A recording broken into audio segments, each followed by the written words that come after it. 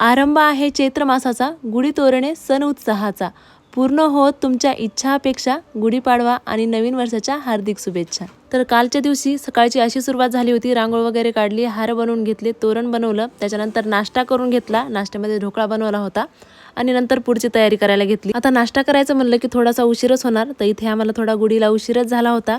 तर पूजा हे म्हणजे गुढीचं सगळं तयार करून घेतली आणि प्रक्षिता तर रेडी होऊन आज थोडीशी फ्रेश झाली होती, कारण की पायाचं तिचं सगळं बऱ्यापैकी ठीक झालंय आणि नंतर ती तिच्या मैत्रिणीसोबत खेळायला गेली. तर गुढी उभारली, पूजा हे सगळं करून घेतलं आणि रांगोळ आज सिंपलच काढली होती मी, कारण की उशीर होत होता स्वयंपाकाला. त्याच्यानंतर मग इथे स्वयंपाकाला लागले होते. पूर्णाचा नाही बनवला आज. सकाळी कानुली आणि शेवया जे आहेत ते देवाला दाखवून घेतल्या आणि नंतर मग परत शेवयाची खीर आणि वरण भात भाजी पोळी असा स्वयंपाक होता. जेवण हे आवरले आणि आता सकाळी पडलेला जो कॉटवरती गर्दा होता तो तसाच होता. तो गर्दा सगळा आवरून घेतला. त्याच्यानंतर थोडासा आराम केला आणि असा गेला मग नवीन वर्षाचा पहिला दिवस.